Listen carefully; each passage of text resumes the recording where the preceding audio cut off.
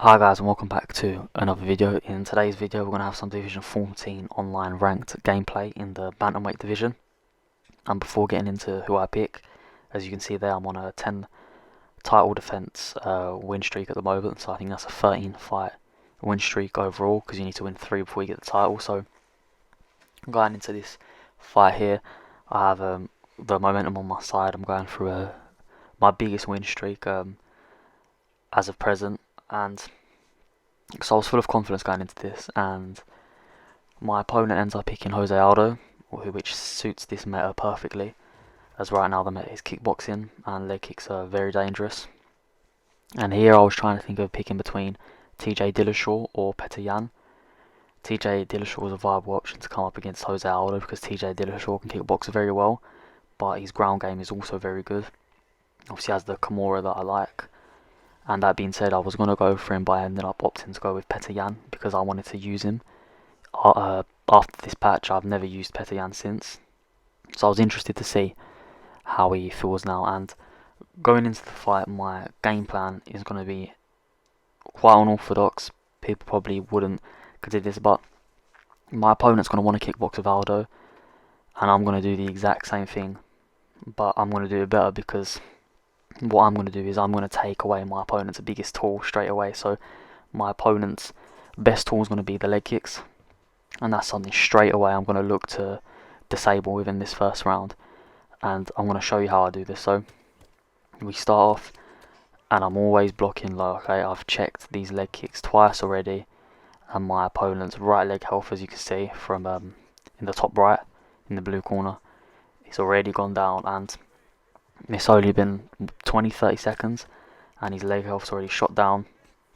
I haven't even started throwing leg kicks, and as you can see my opponent keeps throwing them and I keep checking them, and this is exactly how I wanted the first round to start off.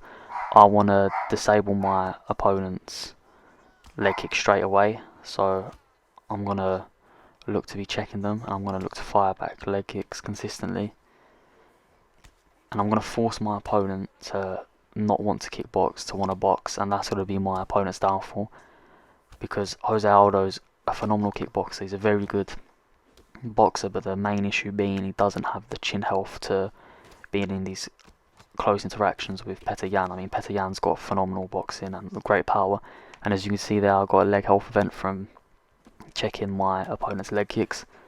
So the game plan's going perfect so far, and as you can see, I'm opting to kickbox and box.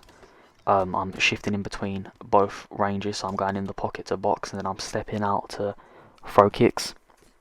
And straight away, as you can see, my opponent's now forced into these boxing exchanges, not throwing kicks as much, and I'm swaying. I've got the upper hand in the boxing, and I'm feeling very confident now that my opponent's right leg's very damaged, because I can start doing little increments of damage to the lead leg, and it won't be long before my opponent's legs are completely fried, and my opponent's going to be forced to box with me, which is going to ultimately result in my opponent getting knocked out. And this is what I wanted to implement this round early on. And whenever you fight an Aldo, it's dangerous. It's very dangerous, and opting to kickbox against an Aldo is also just as dangerous, because if you're fighting a good Aldo, you're putting yourself in that firing line. And the way I think of it is, you need to get rid of your opponent's biggest tools and biggest threats, and against Aldo, the biggest threat is the kickboxing, but it's the leg kicks. And by neutralizing those leg kicks, I've made the fight a lot easier for myself. As you can see, my opponent is not throwing leg kicks nowhere near as much as he needs to be doing damage to mine. And by doing this, my opponent's not doing the damage to my legs, so it's not looking good on the scorecard to my opponent. And my opponent's forced into these boxing exchanges where there's only a matter of time before I land a big strike.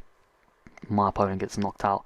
So overall, I'm very, very happy with this first round. As you can see, I'm starting to do damage to that lead leg now. I'm sneaking in these kicks. My opponent hits me with a good front kick there as I duck, because I thought a hook was coming. And you see my opponent's been a bit more aggressive now towards the end of that round. And so that's the first round over with. And that was a very, very successful first round. And obviously it was my game plan to neutralize the leg kicks. But had I not have been able to do that, I would have probably opted to grapple this next round. But where the game plan worked so perfectly, there's no point forcing a grappling exchange. So I'm going to stick to what I was doing that round, and I know my opponent's going to be looking to box a lot more now because he can't afford to stand in this kickboxing range and just get picked off by my jab and my leg kicks because his legs are under so much damage. As you can see, my opponent's very planted, very stagnant, throwing these jabs and hooks from standing still, opting for the more powerful hooks. If you stand still and throw, if you're planted, you do more damage. My opponent's coming real close into these boxing exchanges. As you can see, constantly ducking and moving, trying to avoid my punches, throwing body shots here and there with the roundhouses. But as you can see, I'm still hitting my opponent's leg. I'm letting him know that I can if I want to, and I'm going to continue doing this because I'm having great success. As you can see, my opponent's leg health is completely gone. We managed to get the rock in, and as I said, it's only a matter of time before we knock out my opponent if we force him to enter these boxing exchanges using Jose Aldo. And that's exactly what I've done so far. I've forced him to fight a fight he doesn't want to fight. I've pressured him, and as you can see, right now we're dominating, and my opponent does a lovely slip and then hits me with the uppercut.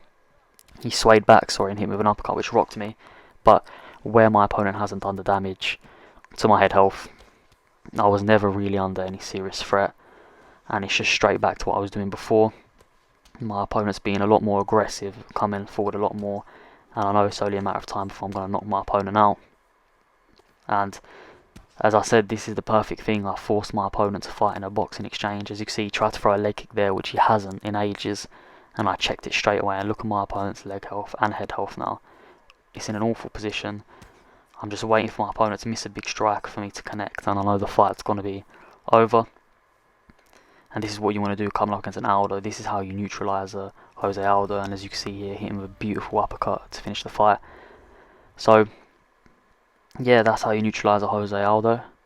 Thank you for watching the video. Please like, comment and subscribe, and I'll see you all next time.